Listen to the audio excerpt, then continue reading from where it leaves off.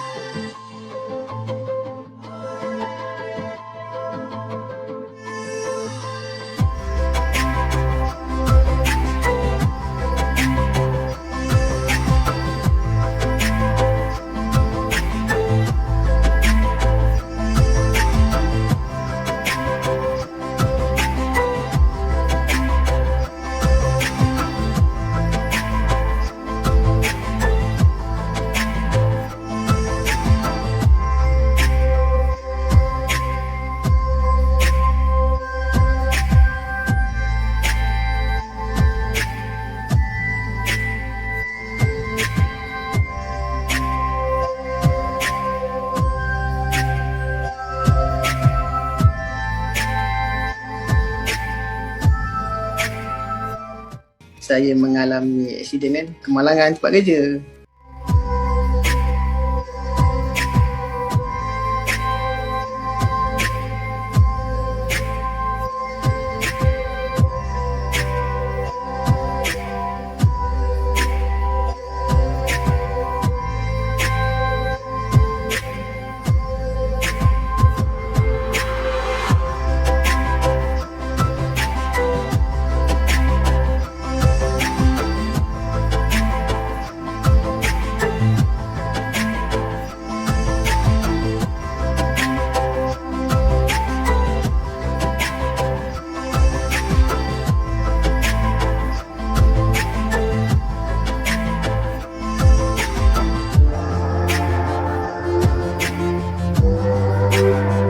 Saya sebagai technician, saya tangan saya tersangkut lah, tangan saya tersangkut mesin lah. Tu yang mengalami kecederaan sampai hilang 4 jari tangan tu, belah kanan. Lepas tu 15 hari bulan 3 tu saya off, saya cuti, saya ada urusan. So hari tu one whole day tu memang saya busy. Dia kerja lah macam biasa kan. Lepas tu selalunya dia akan call saya kalau balik kerja. Lepas tu saya pula hari tu dah busy, saya tak sempat lah nak call. Saya just text dia, I dah sampai rumah, I pergi sini, I keluar sini macam tu.